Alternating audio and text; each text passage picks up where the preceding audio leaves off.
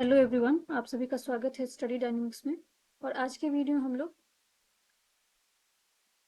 17 अगस्त के current affair को discuss करने वाले हैं। स्टार्ट करते हैं आज का वीडियो। पहले देखते हैं कुछ हेडलाइन जो कि बहुत इंपॉर्टेंट है आपको। India welcomes the summit between the US president and Russian president. ठीक है, तो ऑलरेडी मैंने आप लोगों को कल बताया था कि अलास्का जो आपका अलास्का समिट चल रहा है, जिसमें आपको रसिया और जो आपके यूएस के प्रेसिडेंट है उनका मीटिंग चल रहा था, खासकर किस चीज़ को लेके, जो रशियन और यूक्रेन वॉर है उसको खत्म करने को लेके चल रहा है। तो उसमें अभी ऐसा कुछ कंक्लूजन नहीं है, बट इस समिट को इंडिया ने क्या किया, वेलकम किया है। तो बस आपको ये याद रखना कि जो ये अलास्का समिट आपसे पूछा जा सकता है एग्जाम में कि किस चीज़ से रिलेटेड था, ये तो रसिया और यूक्रेन वॉर से रिलेटेड है। नेक्स्ट हेडलाइन है आपका external affair minister doctor S Jaishankar meeting hold with किनके साथ किया इन्होंने, साउथ कोरियन आपके जो मिनिस्टर है वहाँ के, और खासकर कौन से टॉपिक पे, बायलेटरल कॉपरेशन को लेके है। ठीक है, तो इसको हम लोग डिटेल में डिस्कस करेंगे आगे। नेक्स्ट न्यूज आपका ये बहुत इंपॉर्टेंट है, स्पोर्ट्स सेक्शन से है। India to host biggest international winter sports event for the first time. ये पहला टाइम, फर्स्ट टाइम ऐसा होने वाला है। ठीक है, और ये कहाँ पे होगा, वेन्यू भी पूछा जाता तो देहरादून में होने वाला है। तो India to host biggest international winter sports. Next again ये आप ये भी स्क्वायर स्पोर्ट्स सेक्शन से ही है। इंडियन स्क्वायर प्लेयर अनहद सिंह, ठीक है, इन्होंने क्या किया, फाइनल में जगह बनाया। और ये जो आपका टूर्नामेंट हो कहाँ पे हो रहा है, बेगा, ठीक है, ऑस्ट्रेलिया में हो रहा है। तो एक तो क्वेश्चन आपको एग्जाम में यही पूछा जाएगा कि अनहद सिंह जो है वो कौन से स्पोर्ट्स से रिलेटेड है, चेस से रिलेटेड है या फिर आपको हॉकी से। तो ये स्क्वैश प्लेयर है। ठीक है, अब देखते हैं वन बाई वन। तो पहला न्यूज आपका है, सुप्रीम कोर्ट विल बिगिन। बहुत दिन लंबे समय से अगर आप लोगों ने न्यूज, अगर करंट अफेयर फॉलो कर रहे हो तो आप लोगों को पता होगा कि जो गवर्नर का टाइमलाइन है, खासकर गवर्नर और प्रेसिडेंट का, वो कॉन्स्टिट्यूशन में बिल्कुल भी कहीं भी मेंशन नहीं है कि कितने दिन तक वो जो बिल को होल्ड कर सकते हैं। ठीक है, तो ये जो मेंशन नहीं है, इसकी वजह से बहुत सारे स्टेट में आपको प्रॉब्लम हो रहा है। तो इसी को लेकर आपका जो है वो मंडे को क्या होने वाला है, 5 जजेस बेंच बना है। ठीक है, जिसको लीड कौन कर रहे हैं, आपको chief justice of India B R Gavai. ठीक है, अभी अभी अगर आपसे पूछा जाए जो करंट आपके चीफ जस्टिस ऑफ इंडिया कौन है, तो बी आर गवई है। तो ये आपको मंडे को होने वाला है। खासकर जो आपका तमिलनाडु और केरला में काफी ज्यादा इशू हुआ था, गवर्नर का इशू लेके आया हुआ था। तो इसी पे आपको क्या है, एक यहाँ पे आर्टिकल मेंशन है जो कि आपके लिए इंपॉर्टेंट हो सकता है, कि आर्टिकल 143 पूछा जा सकता है कि इंडियन कॉन्स्टिट्यूशन में किस चीज से रिलेटेड है। तो आर्टिकल 143 में जो आपके प्रेसिडेंट होते हैं, वो कोई एडवाइस जो है किसी तरह का एडवाइस अगर उनको लेना होता है तो सुप्रीम कोर्ट के जज से ले सकते हैं। And that advice is not binding. ठीक है, ये एडवाइस जो है बाइंडिंग नेचर का नहीं होता है। तो ये बस याद रखना कि किस चीज़ से रिलेटेड है आपका, seeking a advice from the supreme court जज। दूसरा जो है ये आपको गवर्नर और प्रेसिडेंट का जो है बिल होल्डिंग का पावर है। ठीक है, ये आपका कॉन्स्टिट्यूशन में टाइमलाइन नहीं डिफाइन है कि कितने टाइम के लिए जो है वो होल्ड करके रख सकते हैं। तो इन्हीं सारी चीज़ों पे चर्चा होने वाला है। तो लेट्स सी कंक्लूजन क्या निकल के आता है। अगर लास्ट ईयर आप लोगों ने देखा होगा तो तमिलनाडु का जो केस था, तो तमिलनाडु में ऐसा कुछ डिफाइन किया गया था कि इतने दिन के लिए जो है गवर्नर जो है वो बिल आपको पास कर सकते हैं। बट ये एक स्टेट के लिए, पूरे कंट्री के लिए नहीं एप्लीकेबल था। तो इस बार जो ये बात है ये इस चीज़ पे चल रहा है कि एक प्रॉपर टाइमलाइन डिफाइन किया जाए। तो थोड़ा बहुत गवर्नर के बारे में हम लोग देख लेते हैं। गवर्नर जो आपकी कॉन्स्टिट्यूशनल बॉडी है, ठीक है, इनको हेड ऑफ स्टेट बोला जाता है। इनका अपॉइंटमेंट कौन करता है, प्रेसिडेंट करते हैं, प्रेसिडेंट ऑफ इंडिया करते हैं। इनका ओथ कौन दिलाता है, हाई कोर्ट के जज दिलाते हैं। और टेन्यूर अगर आप देखोगे तो कहीं 5 ईयर लिखा रहता है, और प्लेजर ऑफ प्रेसिडेंट के उस पर होते हैं। ठीक है, तो ये आपको गवर्नर से रिलेटेड चीजें थे। आर्टिकल 143 याद रखना, मोस्ट प्रोबेबल है कि एग्जाम में आपको पूछा जा सकता है कि आर्टिकल 143 किस चीज से रिलेटेड है। तो ये seeking advice from supreme court जज। और आपको ये भी याद रखना है कि अभी करंट आपके चीफ जस्टिस कौन है, B R Gavai. Next news है वो भी आपको स्पोर्ट्स से रिलेटेड है। आनंद कुमार, बिल कुमार, ठीक है, अभी चाइना में क्या हुआ, आपको वर्ल्ड गेम्स चल रहा है 2025 का। तो एक तो यही याद रखना कि वर्ल्ड गेम 2025 का कहाँ पे हो रहा है आपका, तो चाइना में हो रहा है। जिसमें आनंद कुमार जो आपको रोलर स्केटिंग, ठीक है, जिनमें उन्होंने क्या जीता है, पदक जीता है, मेडल जीता है। तो ये बस नाम आपको याद रखना है किस चीज से रिलेटेड है। तो ये रोलर स्केटिंग से रिलेटेड है, जो कि आपको पूछा जा सकता है एग्जाम में। नेक्स्ट न्यूज है आपका कॉमर्स और इंडस्ट्री मिनिस्ट्री से, जो कि अभी कौन है आपको, पीयूष गोयल है। इनका स्टेटमेंट आया कुछ डेटा रिलीज हुआ जिसमें आपको बताया जा रहा है कि इंडिया के इलेक्ट्रॉनिक एक्सपोर्ट अगर देखा जाए तो उसमें काफ़ी ज़्यादा बेनिफिट और प्रॉफिट दिखाया जा रहा है। तो इसका अगर देखा जाए तो ये 2000, यहाँ पे आपको डेटा लिखा हुआ है कि आपका जो आत्मनिर्भर भारत है, मेक इन इंडिया है, उसका कितना आपको इम्पैक्ट देखने को मिल रहा है, पॉजिटिव उसका इम्पैक्ट किस तरह से दिख रहा है। तो इसमें दिखाया गया कि आपको पहले कितना था, 2014-15 के आसपास देखा जाए तो 31 बिलियन डॉलर था, ठीक है, जो कि बढ़ के कितना हो गया, 133 बिलियन डॉलर। तो ये 47% का आपको इजाफा दिख रहा है। तो ये गुड साइन है। तो डेटा स्पेसिफिक क्वेश्चन आपको हो सकता है स्टेटमेंट डाल के पूछा जाए कि अभी हमारे एक्सपोर्ट में डिक्लाइन हुआ, खासकर इलेक्ट्रॉनिक सेक्टर में। तो ऐसा कुछ नहीं, पॉजिटिव रिमार्क है यहाँ पे। और बहुत लंबा है, अगर देखोगे तो आप 31 था जो कि आप कितने पे पहुंच गए, 133 बिलियन पे पहुंच चुका है।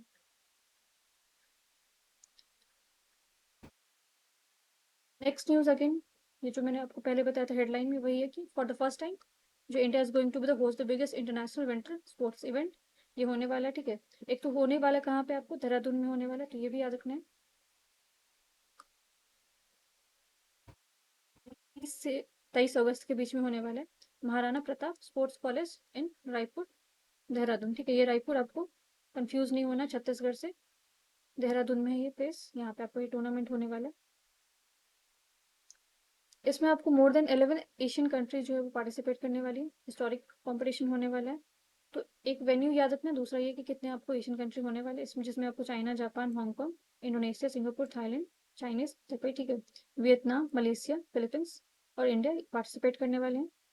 और इसमें डिफरेंट जो आपके स्पोर्ट्स, जिसमें से स्किल्स 9 डिफरेंट इवेंट्स भी होने वाले हैं, 222 मीटर स्प्रिंट से लेके 5000 मीटर जो है वो रिले भी होने वाले हैं।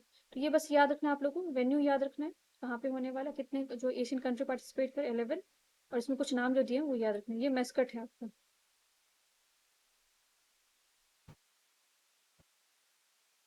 नेक्स्ट न्यूज है आपका, फॉरेन सेक्रेटरी अभी कौन है आपको, विक्रम मिश्री, ठीक है। तो ये नाम भी पूछा जाता है, बहुत सारे वनडे एग्जाम में पूछ दिया जाता है कि रिसेंट अभी फॉरेन सेक्रेटरी कौन है। तो अभी नेपाल के साथ हमारा क्या चल रहा है, टॉक चल रहा है। तो नेपाल के साथ हम लोग देख लेते हैं कि क्योंकि नेपाल जो है वो आपका काफ़ी फ्रेंडली रिलेशन रहा है। और अगर नेपाल के बारे में जोग्राफिकली देखा जाए तो ये आपको लैंडलॉक कंट्री है, तो इंडिया पर काफ़ी डिपेंडेंट है। लेकिन अगर रिसेंट कुछ ईयर में अगर देखोगे तो आप तो काफ़ी सारे डिस्प्यूट चल रहे हैं बॉर्डर को लेके। तो जो नेपाल का थोड़ा डिप्लोमेटिक जो रिलेशन है वो चाइना के साथ ज़्यादा स्ट्रांग होते जा रहा है। तो यहाँ पे हम लोग थोड़ा देख लेते हैं नेपाल का जो बॉर्डरिंग, हमारा जो इंडियन स्टेट है वो कौन कौन से स्टेट है जो कि नेपाल के साथ बॉर्डर शेयर करता है। उत्तर प्रदेश, उत्तराखंड, बिहार, वेस्ट बंगाल, सिक्किम। और जो अगर देखा जाए नेपाल के साथ तो बहुत पुराना हमारा डिप्लोमेटिक रिलेशन है, बट एक ट्रीटी है जो कि बहुत इंपॉर्टेंट है, treaty of peace and friendship. तो ये आपको पूछा जा सकता है कि इंडिया ने treaty of peace and friendship कौन से कंट्री के साथ साइन कर रखा है। तो ये आपका नेपाल के साथ है। ये कब साइन हुआ था, 1950 में हुआ था। और जो हमारा बॉर्डर डिस्प्यूट वाला जो रीजन है वो कौन सा है, काला पानी वाला, ठीक है। और ट्रीटी ऑफ सगोली भी है, ठीक है, ट्रीटी ऑफ सुगोली। ये पूछा जाता है किसके साथ साइन हुआ था, तो ये आपको 1816 के आसपास किसके साथ साइन था, ये इंडिया और नेपाल के बीच में।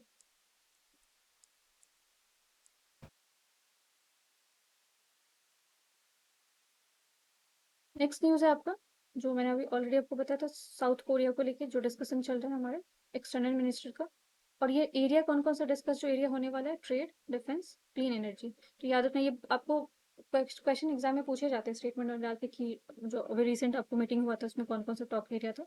तो trade, defence and clean energy था। थोड़ा बहुत साउथ साउथ कोरिया के बारे में भी समझ लेते हैं। तो साउथ कोरिया जो है आपका कैपिटल जो है वो सियोल है। इसके अलावा अगर देखा जाए तो साउथ कोरिया का भी इंडिपेंडेंस डे सेम 15 अगस्त को ही होता है और इंडिया का भी होता है। और जो आपका इंडिपेंडेंस उनको कब मिला था, 1945 में मिला था, हमारा 1947 है। इवन जो कोरियन वॉर हुआ था जो कि 1950 में हुआ था, इंडिया ने बहुत ज़्यादा सपोर्ट प्रोवाइड किया था। और अभी अगर देखा जाए तो हमने 10 ईयर्स सेलिब्रेट किया किस चीज़ के लिए, स्पेशल स्ट्रेटेजिक पार्टनरशिप के लिए। और हमारा जो डिप्लोमेटिक रिलेशन है वो कब से है कोरिया के साथ, 2010 से है। नेक्स्ट न्यूज़ है आपका, 11,000 करोड़ का हाईवे बना है, प्रोजेक्ट बना है। तो ये प्रोजेक्ट जो है इसमें बस देख लेते हैं कि ये प्रोजेक्ट कहाँ से कितना कनेक्टिविटी है, या फिर इसके जो फंड है वो क्या किस तरह से होने वाले हैं। तो ये प्रोजेक्ट है आपको दिल्ली में इसका क्या जाएगा, द्वारका एक्सप्रेसवे और अलीपुर ध्यानचंद कलान स्ट्रेच है जिसको जोड़ा जाएगा अर्बन एक्सटेंशन रोड है ये, जिसको यूईआर शॉर्ट में लिखा हुआ है। इस इनिशिएटिव में अगर देखा जाए तो गवर्नमेंट बॉर्डर प्लान्स बहुत सारी चीज़ों को इसमें इंक्लूड किया गया है, और खासकर जो दिल्ली का जो बहुत ज़्यादा जो अगर क्राउडेड होते जा रहा है, जिसकी वजह से आपको ये प्रोजेक्ट लाया गया है। और इससे क्या क्या हेल्प, जैसे कि डीकंजस्ट किया जाएगा जो बहुत कंजस्टेड हो गया है, इन्हेंस किया जाएगा मल्टी मोडल कनेक्टिविटी को, ट्रैवल टाइम जो बहुत ज़्यादा लगता है ट्रैवल करने में, खासकर अगर ट्रैफिक देखा जाए तो इन सारे एरिया में, तो उसको ओवरकम करने के लिए बनाया गया। इसका 10.1 किलोमीटर सेक्शन बनाया जाएगा द्वारका एक्सप्रेस वे का। और इसमें कॉस्ट अगर देखोगे तो आप कितना फंड लग रहा है, 5,336 करोड़। और कॉरिडोर किसको कनेक्ट कर रहा है, यशभूमि जो कि Delhi metro blue lines orange lines है अपकमिंग, विजवासन रेलवे स्टेशन है, द्वारका क्लस्टर। तो इसमें बहुत सारे एरिया लिखे हैं, बस आपको ये याद रखना है कि इसका फंडिंग कितने होने वाला है और कहाँ से कहाँ कनेक्ट कर रहा है, जैसे कि इसमें दिल्ली हरियाणा कनेक्ट किया जा रहा है।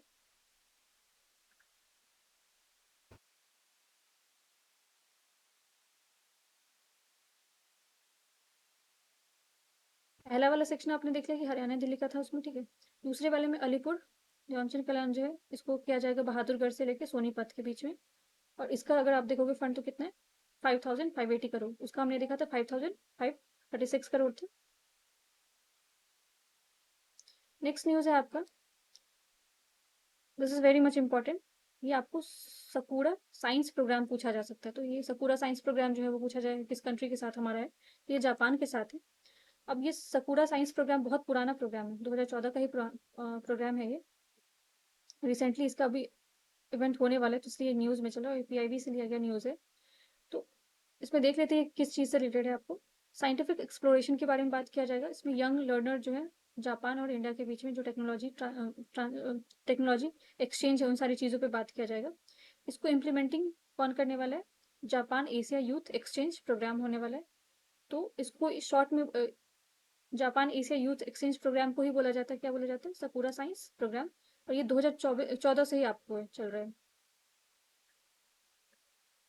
India was included in the Sakura programme इन 2016। ये प्रोग्राम आपको 2014 का था, बट इसमें इंडिया कब इंक्लूड होता है, 2016 में होता है। अब इसमें इनवाइट किया जाता है आपको short term visit to Japan, providing them opportunity to experience the Japan cutting is science.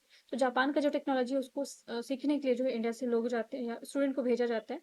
और इसमें वहाँ के कल्चरल एक्सचेंज भी होता है, बस साइंटिफिक एक्सचेंज ही नॉलेज ही एक्सप्लोर नहीं किया जाता है, कल्चरल जो पर्सपेक्टिव है उसको भी देखा जाता है। तो India participate in the program for the first time India ने कब पार्टिसिपेट किया था, 2016 में किया था। इसमें आपको 639 student along with the 93 supervisor गए हुए थे, कहाँ पे, जापान गए हुए थे। तो याद रखना आपको 2014 से स्टार्ट हुआ था, 2016 में इंडिया ने पहले बार इसमें पार्टिसिपेट किया हुआ था। और रिसेंट बैच जो वो विजिट किया गया था कब, 2025 में, अभी जून में। जो अपकमिंग आपका सकुरा प्रोग्राम है 2025 में, जिसमें 34 स्कूल को इनवाइट किया गया था, और 3 इसमें सुपरवाइजर फ्रॉम इंडिया गए हुए थे। पार्टिसिपेंट्स जो है वो बस इंडिया ही नहीं है, इसमें अदर कंट्रीज भी हैं, जैसे कि इजिप्ट है, घाना है, केनिया है, Nigeria, south America and Zambia. अब जो ये आपका इवेंट होने वाला है वो कब से होने वाला है, 17 अगस्त टू 23 अगस्त तक होने वाला है। 34 स्टूडेंट को भेजा गया, जिसमें से आपको 13 बॉयज है, 21 गर्ल्स हैं। और कौन कौन से स्कूल को कवर कर, कौन कौन से स्टेट से जा रहे हैं, आंध्र प्रदेश से, बिहार से, दिल्ली से, हिमाचल प्रदेश, लक्षद्वीप, उड़ीसा, पुडुचेरी, वेस्ट बंगाल। अब इसमें आपका एनसीईआरटी का भी रोल है, ठीक है। राजस्थान, मध्य प्रदेश, भुवनेश्वर, उड़ीसा, ठीक है, कर्नाटका, यहाँ से बच्चे जा रहे हैं। तो इतना चीज़ें नहीं याद रखना, बस आपको ये याद रखना कि Sakura program is related to तो एजुकेशन से रिलेटेड है, जिसमें आपको जो जापान से रिलेटेड है। और ये इंडिया ने पहले बार कब पार्टिसिपेट किया था, तो 2016 में किया था। नेक्स्ट न्यूज़ है आपका, नहाई successfully implement the FASTag annual pass across the country. तो ये न्यूज़ आपका है फास्टैग को लेके। बट थोड़ा बहुत हम लोग नहाई नहाई के बारे में देख लेते हैं, national highway authority of India के बारे में देख लेते हैं। ये एक्ट से बना हुआ था, 1988 का एक्ट है ये। बट इसको प्रॉपर इम्प्लीमेंट स्टेब्लिश कब किया गया था, 1995 में किया गया था। चेयरपर्सन आपको पूछ दिया जाता है बहुत सारे एग्जाम में, तो संतोष कुमार यादव जो है, क्या है, इसके चेयरपर्सन है।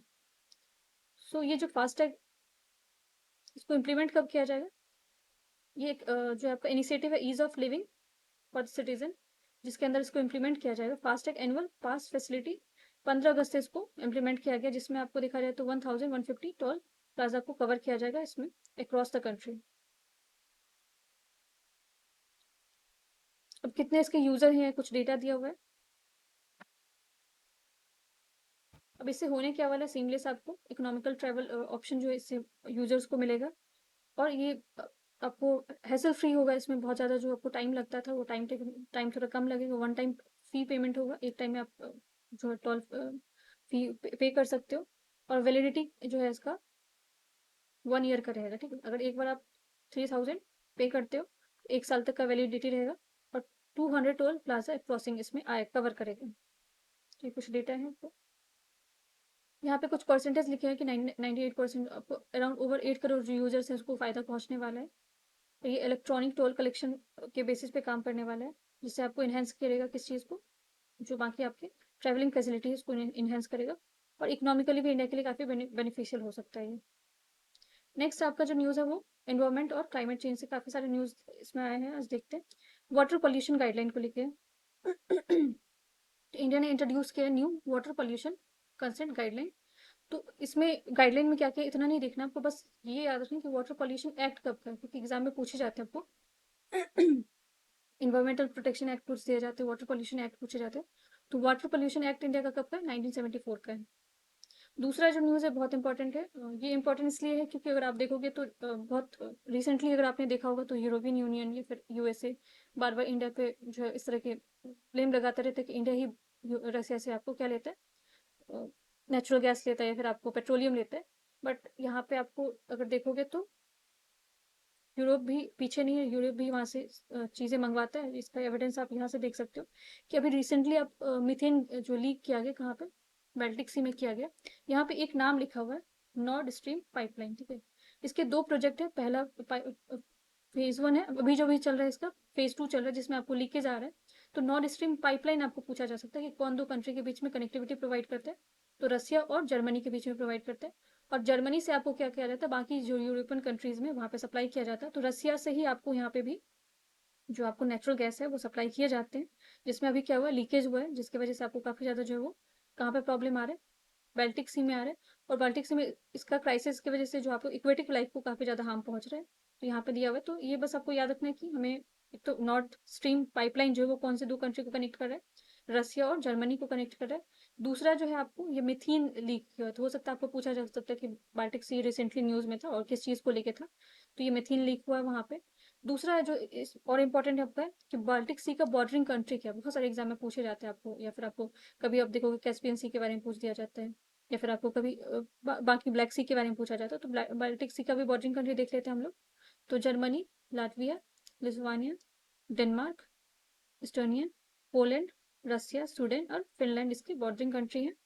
नॉर्डिक कंट्री भी देख लेते हैं क्योंकि यहाँ पे नॉर्थ स्ट्रीम के बारे में दिया हुआ। तो नॉर्डिक कंट्रीज कौन कौन से, अगर आप देखोगे तो अगर कभी भी आप देखोगे इंडेक्स देखोगे किसी चीज़ का रिलीज होता है, इसमें से आप बहुत सारे कंट्री का नाम देखोगे, टॉप 5 में आपको हमेशा मिलेगा बहुत सारे कंट्री, जैसे कि फिनलैंड और स्वीडन। तो आप हमेशा देखोगे कि नंबर 1 पे बहुत सारी चीज़ें मिल, चाहे आप हैप्पीनेस इंडेक्स देखोगे या फिर आप किसी भी करप्शन फ्री का देखोगे, तो वहाँ पे इस तरह के रैंकिंग हमेशा अच्छे होते हैं। तो नॉर्डिक कंट्री आपको कौन सा, जो खासकर जो नॉर्दर्न यूरोप के जो कंट्रीज हैं उसको नॉर्डिक कंट्री बोला जाता है, जिसमें आपको डेनमार्क, फिनलैंड, आइसलैंड, नॉर्वे और स्वीडन आता है। तो बाल्टिक सी के बारे में हम लोग ने देख लिया कि बॉर्डरिंग कंट्री कौन कौन से है। दूसरा हमने देख लिया कि नॉर्थ स्ट्रीम आपको 2 कंट्री को कनेक्ट करता है, रसिया और जर्मनी को। और अभी बाल्टिक सी में आपको क्या हुआ, मिथेन लीक हुआ है, जो कि मिथेन कहाँ से सप्लाई हो रहा था, आपको रसिया से सप्लाई हो रहा था। लद्दाख पश्मीना, ठीक है, ये potential threat to Ladakh pashmina. Pashmina goat होता है, ठीक है, जिससे आपको पश्मीना, अगर आपने देखा हो तो जीआई टैग है यहाँ का। जो पश्मीना सॉल है वो आपको बहुत फेमस है। तो पश्मीना सॉल तो एक याद रखना आपको, बहुत सारे लोग कंफ्यूज हो जाते हैं कि पश्मीना जो है आपको सिप है, सिप नहीं है, गोट है। जिससे क्या होता है, आपको ये वूल डिराइव किया जाता है, जिससे आपको वो सॉल बनता है। और ये इसका नाम क्या है पश्मीना का, जो आपका गोट होता है उसका चांगथा चांगथनाई गोट नाम होता है, ठीक है। पश्मीना वूल याद रखना है। यहाँ पे एक जो किस वजह से आपको ये लद्दाख का पश्मीना जो न्यूज में चल रहा है, इंडिया का मेगा रिन्यूएबल पार्क प्रोजेक्ट बन रहा है लद्दाख में, जिसकी वजह से बहुत ज्यादा प्रॉब्लम है उसको। नेक्स्ट यहाँ पे अब देखोगे तो कितने कितने करोड़ में बन रहा है, तो ये आपको अमाउंट लिखा होगा। Solar and wind power park बन रहा है लद्दाख में, ठीक है। अब ये कौन से एरिया में जिसमें जिसके वजह से आपको चांगपा नोमैड्स जो यहाँ पे आसपास जो रह रहे हैं उनका लैंड जो है वो जा रहा है। उसके बाद कल्चर और फ्यूचर इसमें आपको, क्योंकि अगर इस तरह का कोई भी प्रोजेक्ट बनते हैं तो क्लाइमेट पे बहुत और इन्वायरमेंट पे इसका बहुत इम्पैक्ट पड़ता है। तो ये आपको बन कहाँ पे रहा है ये प्रोजेक्ट, इसका कैपेसिटी अगर देखा जाए तो 13 गीगावाट का है। लोकेशन कहाँ पे इसका? पांग, देवरी और करनाक, लद्दाख में। तो आपको पूछा जा सकता है कि पांग सोलर पार्क कहाँ पे है। एग्जाम में आपको आ सकता है पांग सोलर पार्क कहाँ पे। तो ये लद्दाख में बन रहा है। कैपेसिटी 13 गीगावाट का है। ये याद रखना है बस चीजें। और एक और इम्पोर्टेंट चीज़ है कि अगर आपको पूछा जाए कि वर्ल्ड का लार्जेस्ट रिन्यूएबल पार्क कहाँ पे, तो ये इंडिया में है आपको, ठीक है। कवाडा गुजरात है, जहाँ पे आपको ये वर्ल्ड का, इंडिया का ही नहीं, वर्ल्ड का लार्जेस्ट रिन्यूएबल पार्क है। नेक्स्ट न्यूज़ है आपका हर्बिसाइड को लेके।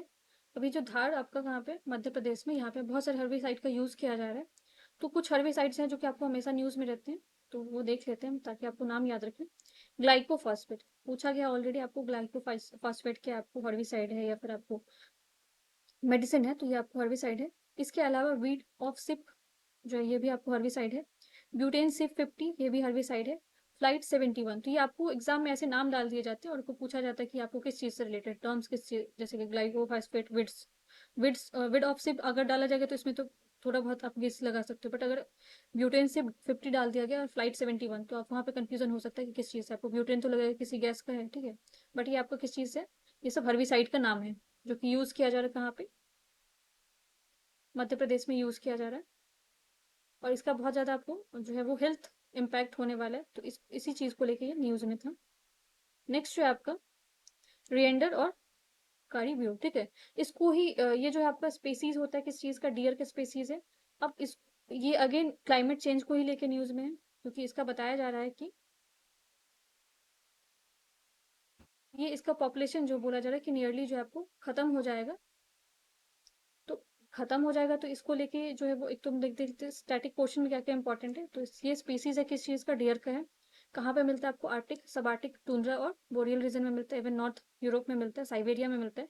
तो ऐसा नहीं कि बस आपको, लेकिन हाँ नेटिव अगर पूछा जाएगा यूपीएससी में आपको पूछ दिया जाता है कि कौन से किसका नेटिव है ये, ठीक है।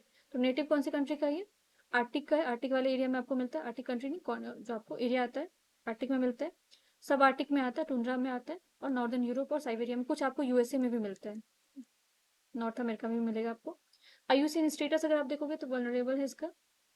दूसरा आपको हेबिट पूछ दिया जाता है एनिमल्स के बारे में, तो ये हर्बीवोरस होता है। तो रेंडर अगर पूछा जाएगा तो आप फिर भी शायद गेस करके बता दोगे, बट कारीब्यू पूछा गया कि ये आपको क्या चीज़ है, तो ये आपको डियर का स्पीसीज है जिसका पॉपुलेशन जो है वो एक्सटिंक्ट होने को है, ऐसा जो है वो रिपोर्ट आया। नेक्स्ट न्यूज़ है आपका Mumbai to host a waterways wonder. तो ये आपको समिट में आता है, बहुत सारे क्वेश्चन आ जाता है कि आपको ये कॉन्फ्रेंस कहाँ पे हुआ था। तो वाटर टू वंडर, ठीक है, unlocking the cruise tourism conference, ये कहाँ पे हुआ है, मुंबई में होने वाला है। और इसको जो ऑर्गेनाइज कौन करवा रहा है, मुंबई पोर्ट ट्रस्ट एसोसिएशन जिनके साथ है, inland waterways authority of India के साथ है, और इंडियन पोर्ट एसोसिएशन ये ऑर्गेनाइज करवा रहे हैं। तो ये बस हमें याद रखना है कि waterways to wonder unlocking cruise tourism जो आपका है कॉन्फ्रेंस कहाँ पे होने वाला है, 18 अगस्त को मुंबई में होने वाला है। तो ये वेन्यू पूछा जा सकता है आपको, जिसमें आपको की टॉपिक्स किस किस चीज़ पर डिस्कशन होगा, development policies, regulatory levels, growth, cultural and coastal cruise terminal, किस तरह से इन सारी चीज़ों को देखना है। तो इन सारी ग्रीन पोर्ट के बारे में भी बात किया गया। अभी नाविक सेल पूछा जा सकता है आपको, ठीक है। ये नाविक सेल भी आपको किस चीज़ से रिलेटेड है, इसी से रिलेटेड है। यहाँ पे प्रेजेंटेशन नाविक सेल द्वारा किया जाएगा। इसमें इसमें स्पेशलाइज सेल स्टेब्लिश किया गया ministry of port and shipping waterways के द्वारा, जिसमें टूरिज्म को फोकस किया जाएगा। ओशियन, तो फोकस एरिया भी आपको पूछ दिया जाता है कि कौन कौन सा इसमें फोकस एरिया था जो आपका भी रिसेंट कॉन्फ्रेंस हुआ था। तो टूरिज्म है, ओशियन रिवर है, लाइट हाउस है, और ये ग्लोबल लेवल पे जो है इंडिया का जो क्रूज सेक्टर है उसको डेवलप करने की बात हो रही है। अब इसमें यहाँ पे कुछ पर्सनैलिटी के नाम दिए हुए हैं, जैसे कि इसमें जो एड्रेस करेंगे कौन करेंगे आपको, श्री विजय कुमार, ठीक है। तो ये चेयरमैन है किसके, तो आपको पूछा जा सकता है वनडे एग्जाम में आते हैं इस तरह के क्वेश्चन कि inland waterways authority of India के चेयरमैन अभी रिसेंट कौन है, तो ये आपको श्री विजय कुमार है, ठीक है। और यही आपको क्या है, who is the nodal officer of नाविक सेल फोर, तो इसके नोडल ऑफिसर भी है। ये नाविक सेल और जो आपका ये हो रहा है कॉन्फ्रेंस हो रहा है, इसको लीड करने वाले कौन है, गवर्नमेंट ऑफ इंडिया के अंदर ही ये सब चीजें हो रही है। Authority of India significant promoting ministry भी हम लोगों ने देख लिया, शिपिंग मिनिस्ट्री है। तो ये आपका आज का न्यूज़ था और ये आपका क्वेश्चन है। अगर आप लोगों को वीडियो पसंद आता तो वीडियो को लाइक और सब्सक्राइब कर सकते, चैनल को सब्सक्राइब कर सकते। और एक इससे आपका ही रिवीजन होगा। क्वेश्चन का अगर आंसर भी करोगे तो आपको बेनिफिट होने वाला है। तो क्वेश्चन आपका है कि मोहिनी अट्टम जो है ये आपका ट्रेडिशनल डांस है, कहाँ कौन से स्टेट में ओरिजिनेट हुआ था? तो ऑप्शन आपके यहाँ पे दिए हुए असम, उड़ीसा, केरला एंड तमिलनाडु। क्वेश्चन का अगर आंसर पता है तो आप लोग आंसर कमेंट सेक्शन में लिखना। Thank you so much.